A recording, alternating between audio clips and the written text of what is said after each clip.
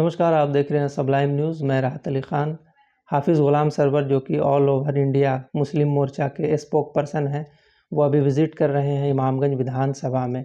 जैसा कि आप जानते हैं कि 4 सीटों पर उपचुनाव हो रहा है, तो उन्होंने इमामगंज विधानसभा की जनता को सारी पार्टी का आईना दिखाते हुए अपनी कुछ बात रखी है, जो कि जन स्वराज के बारे में कहीं न कहीं कुछ अच्छी बात उन्होंने रखी है। मैं उनकी बात उनकी ज़ुबानी आपको सुनाता हूँ। सवाल कुछ कर लीजिएगा, जो इलाका ये होगा। क्या नाम हुआ आपका? हाफिज़ ग़ुलाम सरवर, राष्ट्रीय प्रवक्ता, ऑल इंडिया यूनाइटेड मुस्लिम मोर्चा। जन स्वराज पार्टी के लिए आप इमामगंज विधानसभा में आए हैं, तो इसको आप किस तरह से देखते हैं? पहली बात तो ये बता दूं कि यूनाइटेड मुस्लिम मोर्चा किसी पार्टी से बराह रास्त जुड़ा हुआ नहीं, यानी प्रत्यक्ष रूप से इसका किसी भी राजनीतिक दल से कोई संबंध नहीं। समय समय पर मुसलमानों के हित में कौन पार्टी बेहतर हो सकता है, इसका हम लोग मूल्यांकन करते हैं। हम लोग बैठकर मशवरा करते हैं, मशवरे के बाद तय करते हैं कि हम लोग अमुक पार्टी को सपोर्ट करें। जो इस वक्त बिहार के हालात हैं, मुल्क की बात बिल्कुल कतई नहीं करूंगा, क्योंकि ये छोटा सा उपचुनाव है और ये पार्टी भी बिहार को टारगेट करके काम कर रही है। इसीलिए आपने देखा होगा इस पार्टी का नारा भी है सिर्फ जय बिहार।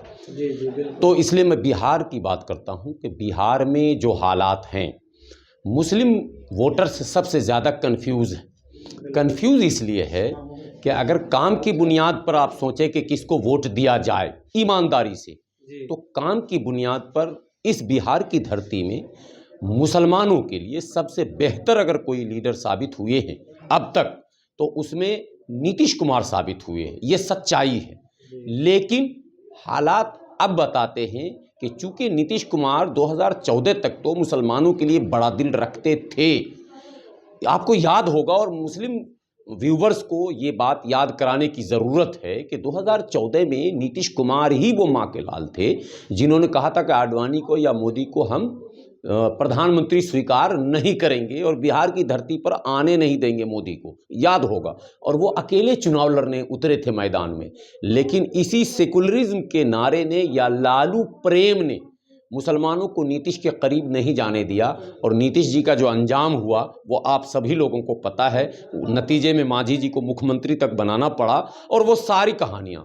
तो नीतीश जी थोड़े से उनका मन छोटा हुआ मुसलमानों के प्रति और मुसलमानों से वहां चूक हुई, हम लोगों से भी चूक हुई, ये सच्चाई है। अब वही चूक बार बार अगर मुसलमान करेगा तो मुसलमानों को फिर खामियाजा भुगतना पड़ेगा।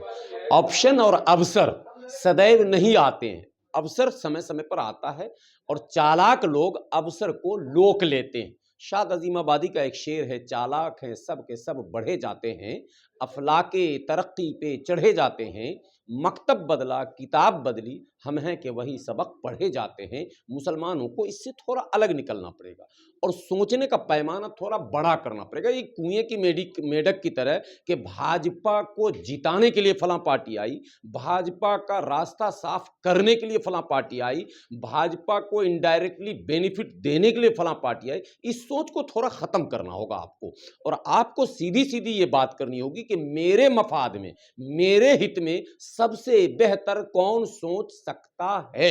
ये बड़ा मुद्दा है।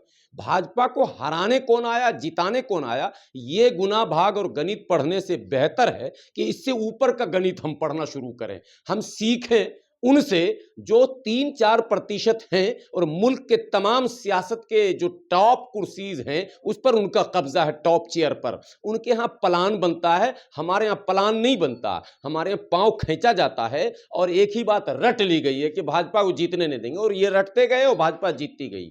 उत्तर प्रदेश में भाजपा जीती, कर्नाटक, आंध्रा, मध्य प्रदेश, सारे राज्यों में जीती, पूरे देश में कब्जा है इस वक्त। तो ये एक बात समझना है। अब जब हम 2024-25 में जाने जा रहे हैं, 24 का उपचुनाव है, 25 की तैयारी है, असल 25 समझिए तैयारी है। मुसलमानों के पास क्या रास्ता है, यही असल मुसलमानों को सोचना है। देखिए लालू प्रसाद यादव जी की 15 साल हुकूमत को हमने देखा, जो माई की बात आप कर रहे हैं, ये माई नहीं है, MY नहीं है, YM है, ये समझना आपको। YM है, इसका पूरा फायदा Y को मिला है, M तो सिर्फ वोटर ही रहा है। एम को जो अपमान सहना पड़ा है, अगर मुस्लिम नौजवान नहीं समझते हैं, दानिश्वर नहीं हैं, उनको अगर वो सब पता नहीं है कि अनवारुल हक के साथ क्या हुआ, तस्लीमुद्दीन के साथ क्या हुआ, शहाबुद्दीन के साथ क्या हुआ, मुस्लिम सियासतदानों के साथ क्या हुआ, और मुसलमानों का जो डिप्रेस कास्ट था उसको कहाँ लाके खड़ा किया गया, उनके हक अधिकार के साथ क्या हुआ, ये समझना पड़ेगा। एक बात, बार बार बात आता है, अब बात आती है हिस्सेदारी की, ताबेदारी की। एक बात और जहन में मुसलमानों को रखना होगा कि लालू जी के उस शासनकाल को देख लिया गया है और लालू जी के लिए जबरन ताकत लगाने की वजह से समाज का एक तबका हमसे अलग नाराज है, और भाजपा को हराने के लिए जो हम जबरन ताकत लगाते हैं एक तबका और नाराज है। ये दो तबका हमसे नाराज पहले से खड़ा है।